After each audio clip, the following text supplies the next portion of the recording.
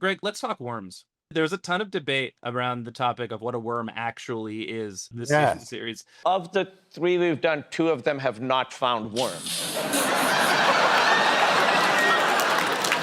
Mealworm is not a worm, and a bookworm. A mealworm is a worm. It's not a worm. How would you define what a worm is? How would I personally? Yeah. Well, this is a great one. Something that wiggles and has no legs and isn't a snake. Well, I'll tell you now, I'm making a judgment. The mealworm's a worm. So if that was presented, it's a worm. There was plenty of online flack about it, but what those people don't realise is that every bit of flack makes me more powerful. It energizes you. It's your mana. It's absolutely what keeps me going. I'm actually 150 years of age. And it's purely because every time I make a call that might not be accurate and people get cross about it, I'm fueled. I'm top full. I take the game very seriously, but we're not dealing with life or death here.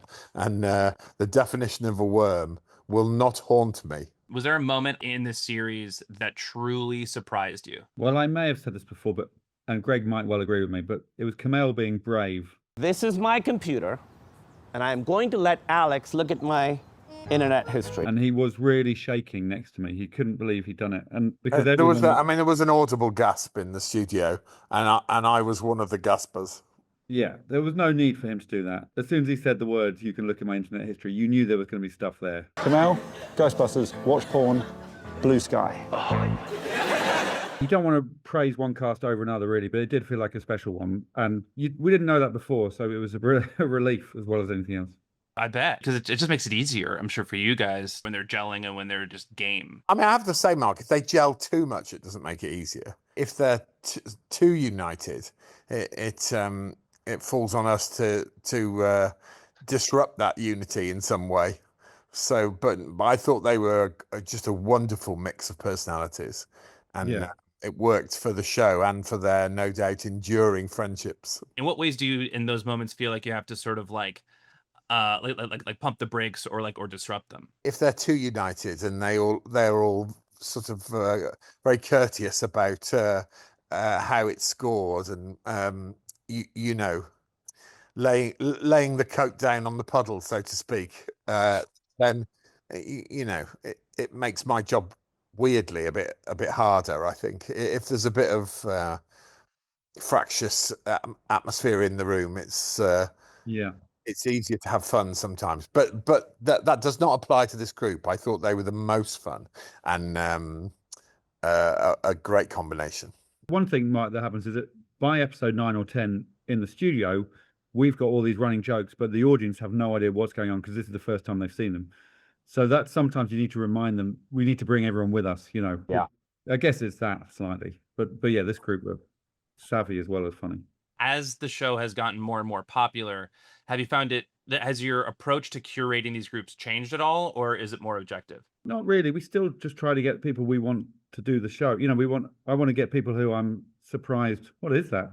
This is a cat it's George Harrison. Every time I'm doing an interview, he's like, who are you talking to? What's going on? Classic George Harrison. Classic George Harrison. I always wants to be a part of That's what he was like. What I want is someone who I want to see what they do every time they open the envelope. I don't like coming in here because there's always something evil normally.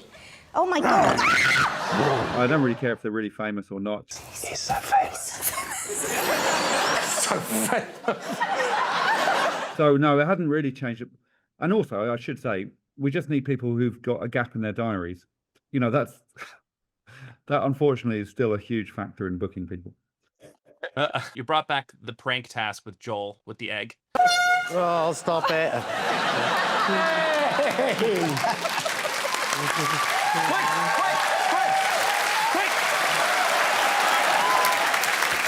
Well done.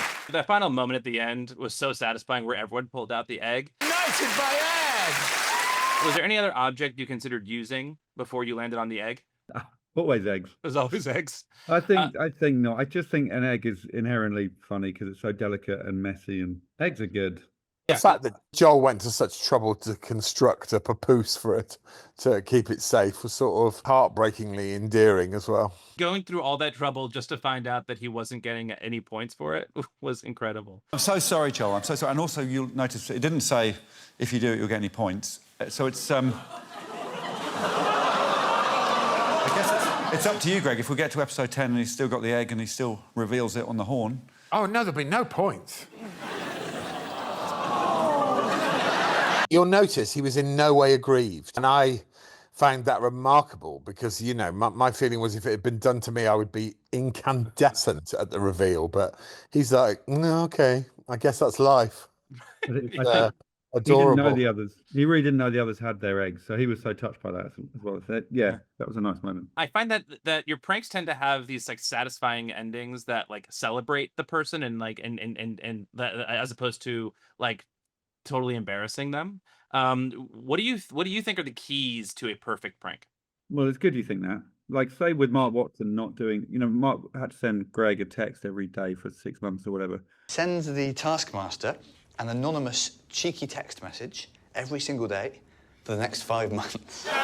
And the outcome of that was he missed one day, so didn't get any points. This task has overshadowed 5 months of my life. The real victim of the Mark Watson task, in case you don't know, was me, by the way, because rather than Alex just giving Mark Watson any number to send a lascivious text to, he gave Mark Watson my real number. Every single day for 5 months. And I'm such a needy human being that literally every night my phone went beep, beep, and I went, oh, who's texted me? For weeks on end, I was being hit on by Mark Watson. Let's be clear about this. In a move that was absolutely unnecessary. There was no need for it to be my real phone because I wasn't required to reply. So the prank was on you, really. Yeah, maybe that's the perfect one. I'm only just realising now perhaps the prank was on me. Yeah, there's two victims to that one. It's ideal. Mm. Do you feel like you've ever pushed a prank too far? No, I think that's where we are quite good on the show. Like, say if we'd said, get a tattoo, and we end up not showing it, or something, you know, it's never meant to be cruel. So hopefully we're pretty good at holding it back. I think production would kick in if Alex suggested that they had to break into a neighbour's house every day for a few months or something. There are safety measures in place. Yeah. I think we've got enough of an instinct now to know where to draw the line. Are there any tasks each season, and were there any tasks this series where you hone in on a contestant, on what you know about the contestant? Like do you gear them towards contestants, or are they just more objective? That's interesting. We don't really, because, you know, if we've got somebody who plays music, I don't think we'll go, well, let's definitely do a music task. But there tends to be something.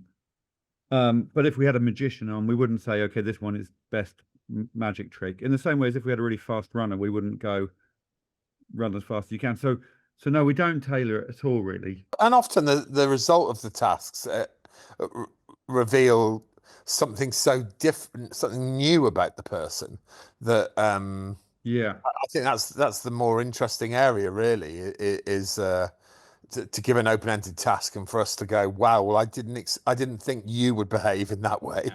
Yeah. That's the more. So it's more about leveling the playing field and having it be as much as possible. In the same way, lots of people ask if we put the specific tasks in a specific episode to make sure a specific contestant will do well in that episode, which we never do. We just try to balance it up for the funniest tasks. We never look at the scores. So I think we just try to. It's always on what's funniest rather than people-specific things. The comedy clearly drives this show, and as opposed to the competitive nature of it. Exactly. We talked last time about the Manzukis effect on the Taskmaster audience. What's going to happen when we graduate? And now you've had Kumail on. How have you found that Americans approach the show differently than UK folks? I mean, I just think they both have approached the show in a very full-throated manner. Look out! Can I ask, did she beat me on this task? Well, they have not held back. There has been no reserve, and it's been pretty joyous the way that they went in with both feet. They've specifically come to do the show. They've crossed the Atlantic to do it. So that changes things a bit, whereas lots of our comics do the show and then they go off and do it something else that evening, and, you know, they fit it in. So I do think, there is something about they are even more invested if they come all this way. The moment where Kumail's like, you gave everyone 5? giving us all 5 points. You've done nothing. You might as well give us 0 points. I'm giving everyone 5 points apart from Kumail. It was such a like, no, but the rules. Okay, can you give us 5 points again so I can have a more TV-friendly reaction? Okay. No. I enjoyed that as well. Alex, if you had to choose a character from film or TV to have as a dream contestant Yeah. on the show, who would it be? Well, I'd probably have one of the Blues Brothers. I think I'd have Elwood, just because I grew up watching that movie over and over again. So, and I like having my heroes on the show. They're not gonna catch us. We're on a mission from God. And I think their anarchic attitude to life, they would go the full mile on every task. Absolutely. Yeah, Jake or Elwood Blue. Lovely choice. Yeah. Greg, how about you? Gut instinct is former President Jimmy Carter. Peanut farmer and former governor of Georgia. He's an interesting combination of someone with grounded rural roots in peanut farming who went on to attain great power. And I think that would bring something to the show. You've always wanted that. Yeah. I'm always saying that. The peanut bit, particularly. Peanuts are the key to a successful Taskmaster Well, series. just coming from humble beginnings and attaining great power would be a good dynamic for the show, I think. Who doesn't like peanuts, Mark? I think most people who are allergic to them. Probably. Yeah, those guys. Yeah, those guys. Greg, if you had to choose one of the characters that you've played on television to bring on as a contestant, who do you think would fare best? Fare best, or who I would find most entertaining? Most entertaining. Well, I will surprise you here because obviously there are some roles that are perhaps better known, like Mr. Gilbert from The Inbetweeners would be an interesting character to have on it. But my choice would be, I played Henry VIII in a lesser known British TV show. You look somehow different from my other wives. One of my first TV gigs, I played Henry VIII. And in fact, I've played him twice on children's television shows in the early 2000s. And that's my answer. I would like to have, ideally, the Henry VIII on the show. But either of my portrayals would also work. Henry VIII on a children's show Yeah. sounds to me like chaos. Definitely not good for the kids, or it turns out, especially good for my career. Greg, there's a song since we last met that has just been living rent free in my brain. And it's Big Bear, I like to go dancing. Big Bear, I like to go. Big bear, I like to go dancing. I'm a big bear, now do like I do. It's in there and it's never leaving. That's probably the last thing that I hear before I die. I'm thrilled, as will Cora, the child I wrote it for, be thrilled as well. And I found out recently that her first connected words in life were Big Bear. That's the first two words she put together was Big Bear. So it's a great honour to have it spoken about internationally as well.